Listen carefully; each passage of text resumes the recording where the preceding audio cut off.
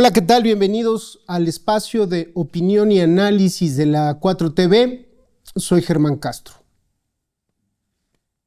El águila, la tortuga y el péndulo. Una tragedia en 2 actos. Primer acto. Los persas, la pieza teatral más antigua que se ha preservado hasta nuestros días, se escenificó por primera vez en Atenas durante las fiestas dionisias, en el mes lunar del calendario ático, es decir, marzo para nosotros. ¿De qué año? Del año 472 antes de nuestra era. Se dice fácil, pero de aquellos días para acá han pasado 2.5 milenios, 2498 años para ser precisos. Aquella obra teatral no se refiere a asuntos mitológicos, sino a hechos bastante humanos y mundanos, y además contemporáneos para los espectadores, entre 10 y 15 mil personas, que presenciaron aquel día su estreno.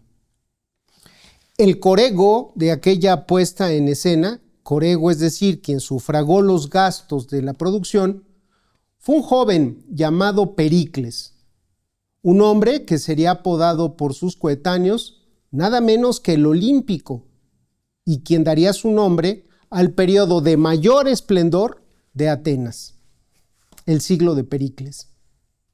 El autor de los persas, Esquilo, fue el primero de los 3 grandes trágicos griegos, Eurípides y Sófocles, los otros 2. Nació hacia el 525 a.C. en el demo ateniense de Eulisis y falleció a los 68 años de edad en la costa meridional de la isla de Sicilia, en Gela. Si hemos de dar crédito a la tradición, el creador griego más importante de tragedias clásicas murió de una manera bastante cómica, de un tortugazo. El célebre epitafio de Esquilo no registra los detalles de su fallecimiento, tampoco ensalza su trabajo literario, pero en cambio alaba su gallardía guerrera. Dice el epitafio: este sepulcro de Gela, la rica en cereales, contiene a Esquilo, el hijo de Euferión, ateniense. De su eximio valor hablarán Maratón y su bosque sagrado, y el cabelludo Medo, que bien lo conocen. Hasta ahí el epitafio. Ciertamente, en septiembre de 490 antes de nuestra era, Esquilo combatió contra los invasores persas en Maratón, justo a 42 kilómetros de Atenas, en donde ocurrió la batalla definitoria de la Primera Guerra Médica. Los ejércitos aqueménidas venían de haber sometido la insurrección jónica. Mileto había caído en 494 a.C. ¿Cuándo fue esto? Pues cuando el Shah Darío I decidió atacar a las aparentemente desarticuladas ciudades-estados helena.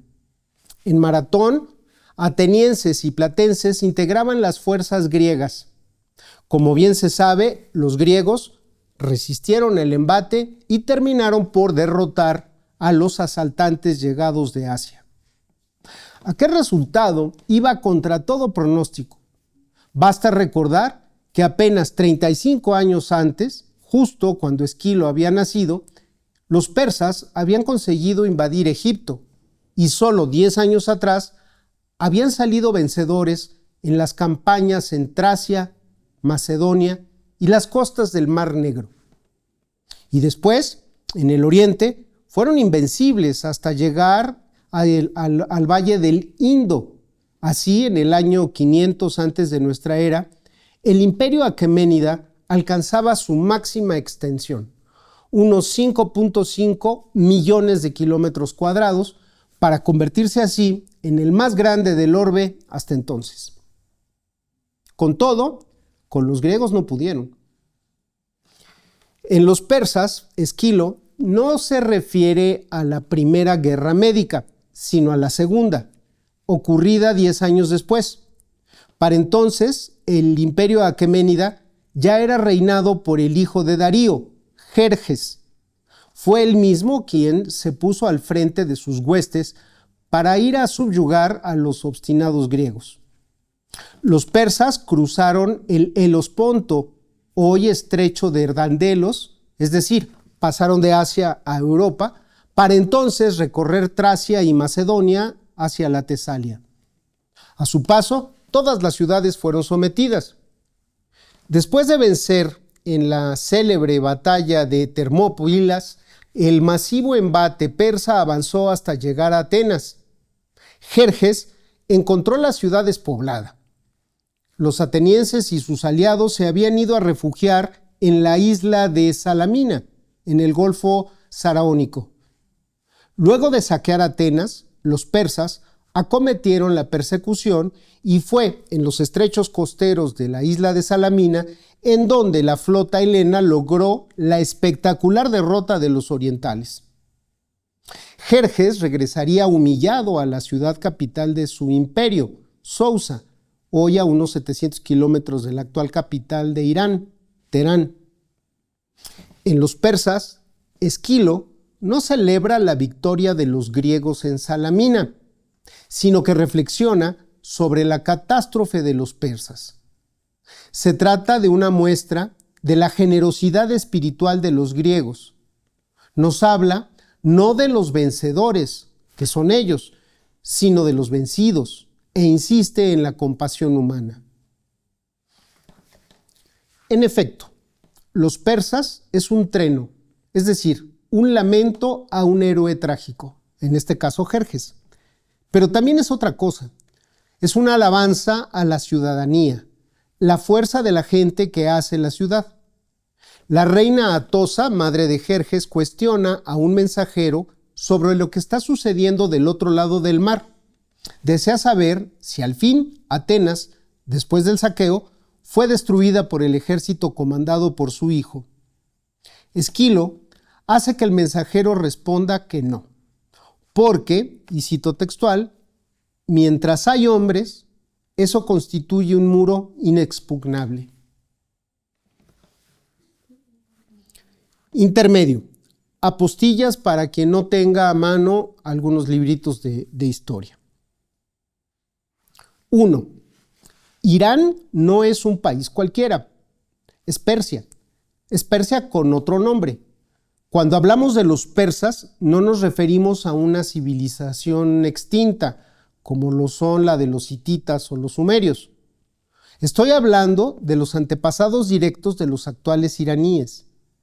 Recuerden, en 1935, es decir, hace muy poco, Reza Shah Pahlavi pidió a la comunidad internacional que dejara de llamar Persia a su país y usara el nombre autóctono Irán, que no significa otra cosa más que tierra de los arios.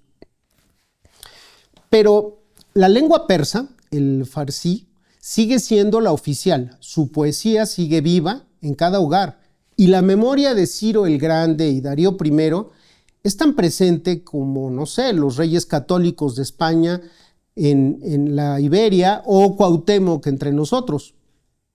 Por eso, hablar de Oriente y poner a Irán como su referencia no es hacer arqueología. Señalamos a una nación que pese a sus revoluciones, sanciones y ayatolas, se reconoce heredera de aquel imperio, el aqueménida, el primer imperio transcultural de la historia humana. 2. Medos y persas, un error griego con nombre propio. Los griegos, tan sabios en otras cosas, podían equivocarse en materia de geografía política.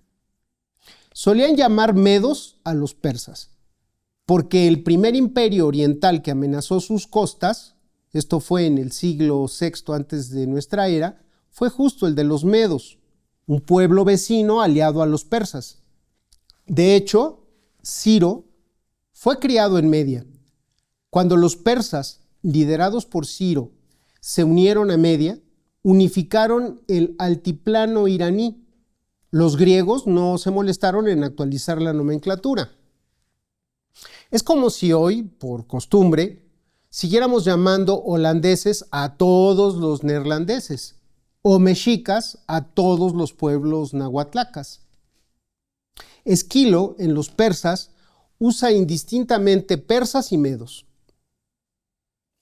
3.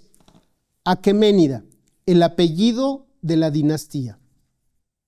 Decir imperio persa no es del todo falso, pero es vago.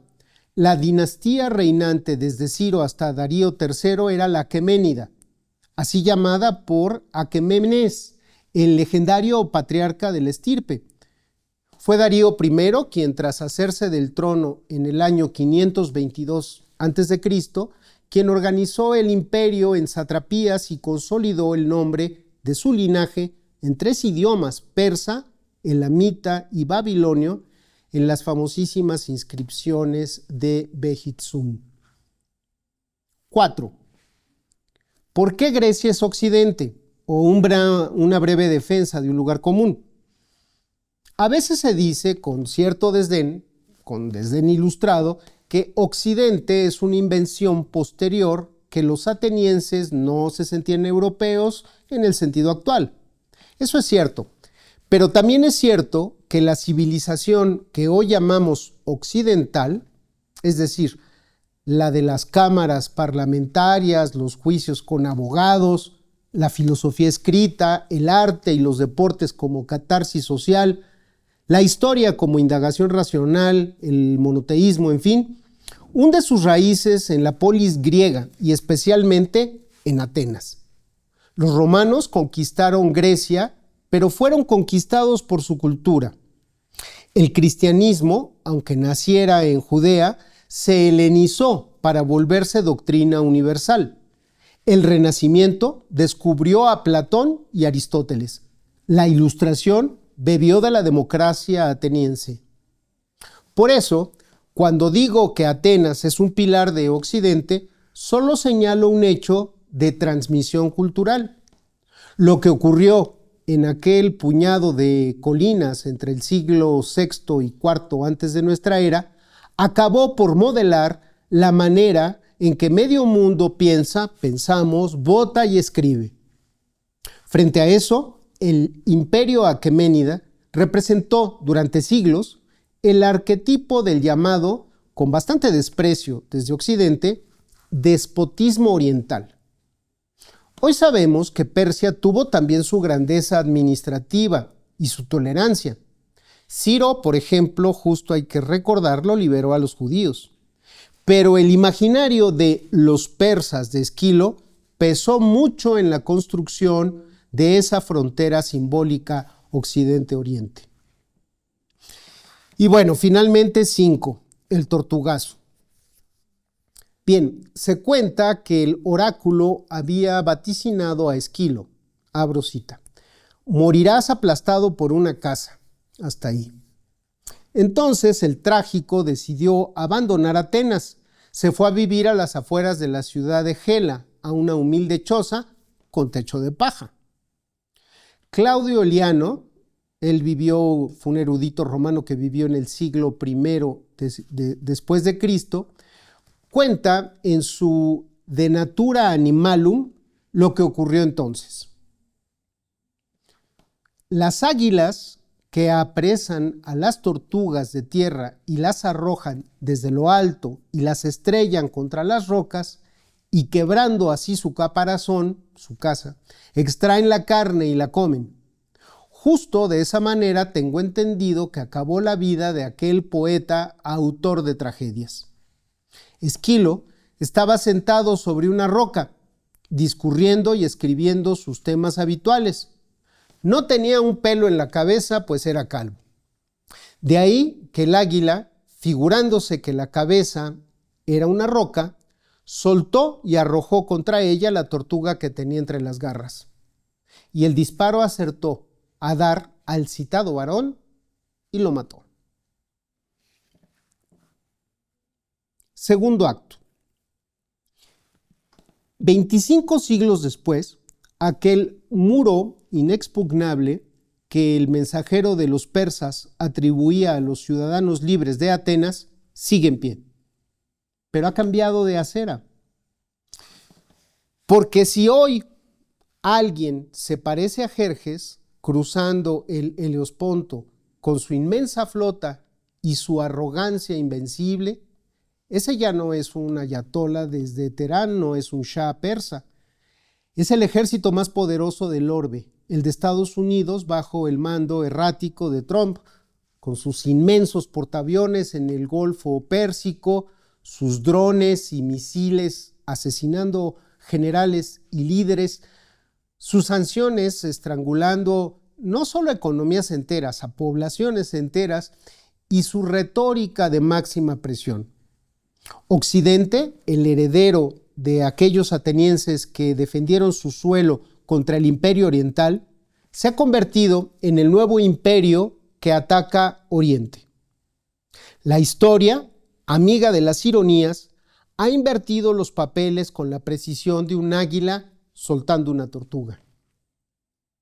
Y el Oriente, al que se ataca, Irán, la milenaria Persa, la tierra de los aqueménidas, ocupa ahora el lugar simbólico de Atenas. No porque su régimen sea una democracia ejemplar, de hecho ninguna lo es, sino porque frente al gigante que lo amenaza, su pueblo y aliados se han convertido en ese muro del que hablaba Esquilo. Un muro hecho de memoria histórica, de orgullo nacional herido, de resistencia cotidiana bajo décadas de sanciones y de una certeza que Occidente parece haber olvidado por completo. Que ningún imperio, por más misiles que acumule, puede destruir un pueblo mientras queden en él hombres y mujeres dispuestos a levantarse al día siguiente. Pero aquí viene lo más inquietante. Jerjes no era un rey menor. Había heredado el imperio más grande del mundo. Sus ejércitos habían arrasado ciudades. Sus ingenieros habían construido puentes de barcos sobre el mar. Sus arcas estaban llenas del oro de Babilonia y de Egipto. Y sin embargo, la hubris, esa patología que los poderosos sufren y que los griegos retrataron mejor que nadie, lo llevó a creer que su poder era absolutamente ilimitado, que podía humillar a los dioses. Literalmente mandó azotar al mar, al Helesponto, porque las olas le habían deshecho un puente. Que la fuerza bruta basta para desplegar la voluntad, para doblegar, la voluntad de un pueblo más pequeño. Ya sabemos cómo terminó, con su flota hecha astillas en Salamina, su ejército diezmado y él mismo huyendo de vuelta a Sousa en un barco pesquero miserable para vivir el resto de sus días como la sombra de lo que él mismo había sido. ¿Le suena? Porque la misma hubris que cegó a Jerjes hoy empapa la estrategia de Washington hacia Irán. Y eso de estrategia, claro, es nomás un decir. La creencia de que las sanciones, los asesinatos selectivos, las amenazas militares, el cambio obligado de régimen y los insultos son herramientas mágicas que funcionan siempre. La incapacidad para entender que un pueblo sometido a presión externa, sobre todo cuando esa presión viene de un imperio que ya invadió Irak, Afganistán y Libia con resultados desastrosos, no se rinde.